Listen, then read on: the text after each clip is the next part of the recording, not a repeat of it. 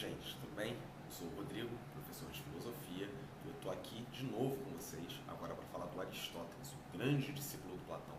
O Aristóteles, apesar de ser considerado talvez o maior intelectual de todos os tempos, o maior dentre os filósofos gregos, o fundador de toda a filosofia ocidental, como a gente conhece, coisas que são um pouco exageradas, mas realmente o Aristóteles foi extremamente importante na história do conhecimento. Mais do que isso, o Aristóteles é um filósofo inserido num contexto histórico específico e um grande contribuidor desse contexto. O Aristóteles não é mais do século V a.C., ele não é dos 400 a.C., como Platão e como Sócrates. O Aristóteles ele é dos 300 a.C., ele é justamente da época em que a Grécia vai ser dominada logo após aquele grande período de apogeu que foi a Idade de Ouro de Atenas, em que apareceram Sócrates, Platão. A Grécia vai ser dominada por Alexandre o Grande. E Aristóteles foi o mestre de Alexandre o Grande. Os macedônicos, bem como os egípcios e até os romanos, eles invejavam, de alguma forma, a cultura grega, tinham Atenas como um apogeu civilizacional. Para eles, Atenas era uma coisa maravilhosa, sensacional, e todo mundo queria botar as mãos em Atenas. O pai de Aristóteles, que era um médico macedônico, o Aristóteles é mais macedônico do que grego, apesar da mãe dele ser grega, ele enviou o filho, ainda jovem, para estudar na Academia do Platão, porque a Academia do Platão fez muito sucesso. E o Aristóteles, na Academia do Platão, ele discordou de muitas coisas do mestre. O nosso amigo Platão, dentro da teoria das ideias, a verdade está no mundo intelectual. Então tudo que a gente vê no mundo sensível é de alguma forma uma enganação. Ou, se não uma enganação, uma cópia imperfeita daquilo que é dado no mundo intelectual. Porque o que é uma cabeça, uma bola ou uma maçã, se não cópias completamente imperfeitas, tá? De um círculo perfeito que é dado no mundo das ideias. A verdade é conceitual e é dada na ideia do círculo. E é no círculo que você deve operar, via da geometria, não nas maçãs. A maçã você come a maçã, a bola você chuta a bola. Ou seja, são atividades sensíveis dos sentidos, mas o círculo matemático vai ser estudado. Aí essa é a verdadeira atividade que o intelectual deve ostentar, é aquela atividade pela qual o intelectual deve se guiar. O Aristóteles vai discordar dessa teoria platônica.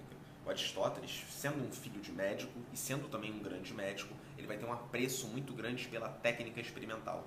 Ele vai ser aquele cara que vai achar que os sentidos fornecem muito mais coisa do que a razão. Tanto é que o Aristóteles dizia que só se é um bom artesão sendo artesão, fazendo vasos. Ele defende que o conhecimento deriva dos sentidos. O conhecimento, na verdade, é uma física, voltando ao Heráclito, voltando a vários pré-socráticos fisicistas, mobilistas, que defendiam o movimento e queriam ver no movimento físico o conhecimento sobre o mundo. Só que o Aristóteles vai dizer que o conhecimento físico ele pode ser abstraído dentro da sua cabeça e formar ideias abstratas, a tal da metafísica. Então, quando você vê uma bola batendo em outra bola, uma bola branca batendo em uma bola preta, a bola branca, vocês aprenderam isso em física, ela transfere energia para a bola preta, ela para e a bola preta se move. O Aristóteles diz que esse fenômeno pode ser explicado conceitualmente por números matemáticos. Esse fenômeno pode ser explicado conceitualmente pela teoria da causalidade. Eu vejo uma causa e eu vejo uma consequência quando eu uso os conceitos abstratos. Então Aristóteles vai dividir a nossa cognição, nosso conhecimento, o conhecimento físico, que é palpável e imediato, vem pra gente, é aquilo que a gente vê com os sentidos, e o conhecimento intelectual, que é gerado posteriormente. O Aristóteles também vai fazer uma coisa que Platão nem imaginava fazer. O Aristóteles ele vai perceber que o conhecimento é melhor ser sistematizado. Como assim sistematizado? Ele acha que todo conhecimento deriva de alguma entidade física muito específica. E essa entidade física dá origem a ideias mais específicas ainda. Então você pode separar o conhecimento em partes, coisa que a gente faz até hoje. O Aristóteles vai falar que o conhecimento puro do logos vai ser a lógica, que o conhecimento puro, por exemplo, da designação dos animais vai ser a tal da zoologia. O Aristóteles vai falar que o estudo do comportamento social a partir do ethos, do comportamento humano, daquilo que a gente é, vai ser a ética. O Aristóteles vai dar nome para a maioria das áreas do conhecimento que a gente opera até hoje. Ele vai ser um separador de conhecimentos, vai ser aquele cara que vai colocar tudo em potes. O primeiro grande sistematizador de todos. Nós vamos ter outros depois, a modernidade até 1500, 1600, Descartes, Bacon, nós teremos outros sistematizadores. Aristóteles foi o primeiro deles. Aristóteles ele viveu justamente no início do período helênico. Ele viveu a transição do período socrático para o período helenista, no qual a Macedônia vai dominar a Grécia e a cultura grega ela vai se espalhar não mais apenas pelas cidades gregas, mas também por todo o Egito, por toda a Macedônia e também por boa parte da Ásia e da África. Então a cultura grega ela vai se tornar uma espécie de cultura de elite, uma cultura erudita que vai ser espalhada ali pelo Império Macedônico e posteriormente pelo Império Romano. Aristóteles, ele nunca foi considerado um cidadão grego de verdade. Ele pagava tributo para poder não ser escravizado dentro de Atenas durante todo o tempo em que ele estudou na academia. Depois de ter estudado na academia do Platão, discordando tanto de Platão, Aristóteles também fundou sua própria escola, o Liceu, Likaios, como a gente fala em grego. E nessa escola, os discípulos de Aristóteles, eles gostavam de caminhar pelos bosques da escola e fazer verificações sensíveis, experimentais sobre aquilo que eles viam. Eles foram conhecidos como peripatéticos. Pateta é aquele que anda em grego, aquele que caminha. E é daí que o Aristóteles ficou conhecido como um grande pateta, só que sem sentido pejorativo do termo. O Aristóteles é extremamente importante para o conhecimento ocidental, principalmente pela primeira visão que vai ser construída ali na filosofia política dele, na filosofia ética também, mas principalmente na filosofia política, sobre o que é virtude. Ele vai ser a pessoa que vai defender que o equilíbrio é o caminho para a gente chegar até a verdade política, e que esse equilíbrio na política se verifica na diferenciação entre o bem público e o bem privado, e o cuidado comum com os dois.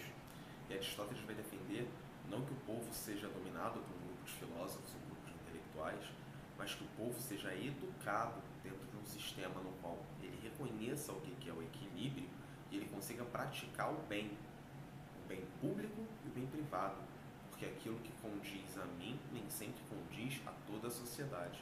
Aquele comportamento que me traz algo de bom nem sempre vai trazer algo de bom para toda a sociedade.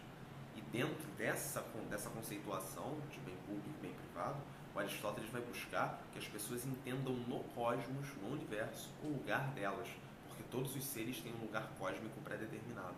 Daí o conceito de daimon, o oráculo grego, aquilo que você deve buscar que já está dentro de você, uma espécie de consciência que já é dada dentro de você e dentro de todas as coisas.